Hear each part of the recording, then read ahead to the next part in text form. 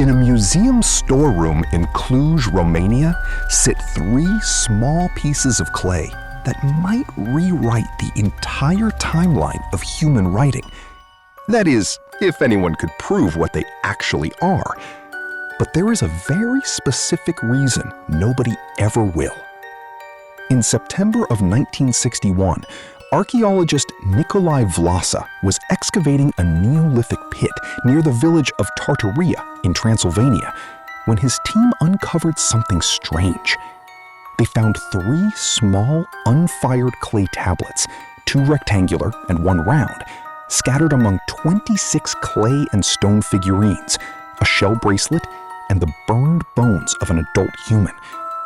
2 of the tablets had holes drilled through them, and all 3 were covered in incised symbols that looked unsettlingly like writing. Vlasa believed he had found a form of proto-writing tied to the local Vinča culture. This was a farming society that lived along the Danube thousands of years before Rome, before Egypt's pyramids, and possibly even before Sumerian cuneiform, which has long been credited as the world's first true writing system. If he was right, these tablets from a Romanian farm field would push the birth of writing back roughly 2,000 years, moving its birthplace from the Middle East to the heart of Europe. But here is the problem. Shortly after the discovery, conservators at the museum made a decision that seemed sensible at the time, but turned out to be catastrophic for science. To preserve the fragile clay, they fired the tablets in a kiln. That decision certainly made them durable, but it also permanently destroyed any chance of directly radiocarbon dating the clay itself, since that method only works on unheated organic material. Every date attached to the Tărtăria tablets since then has been indirect, borrowed from nearby bones and soil layers, rather than measured from the tablets themselves. The uncertainty runs deeper than dating. Some archaeologists have questioned whether the tablets were even found exactly where Vlasa said they were, suggesting they may have shifted down from a more recent layer of the site. Others argue the incised marks are not writing at all, but just symbolic decoration. After all, a simple picture of a goat looks like a goat in almost any culture, whether or not the 2 ever had contact. Even scholars who accept the tablets as genuinely ancient mostly now describe them as proto-writing, symbols carrying meaning without necessarily encoding spoken language the way a true alphabet does. More than 60 years later, the Tărtăria tablets remain exactly what they were the day they came out of the ground: tantalizing, unresolved, and permanently unprovable.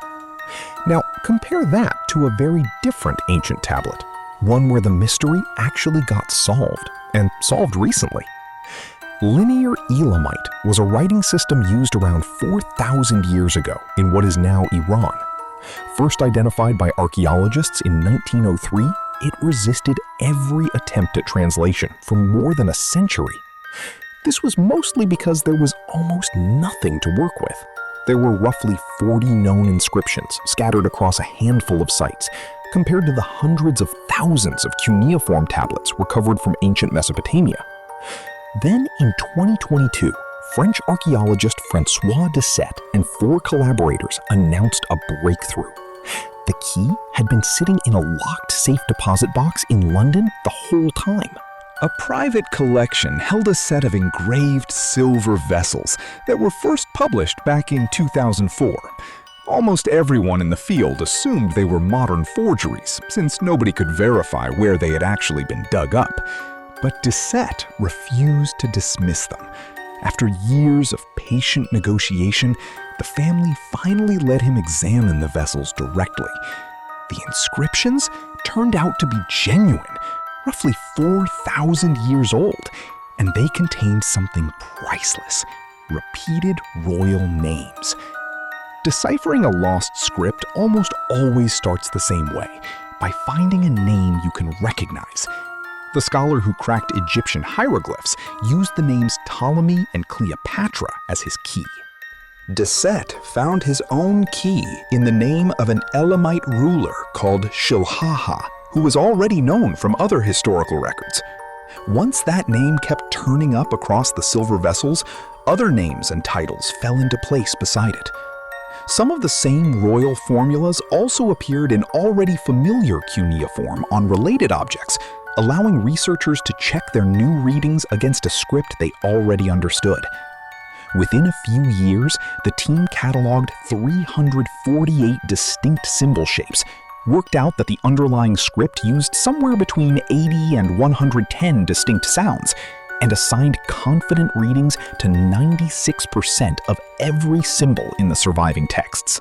2 ancient tablets, 2 completely different fates.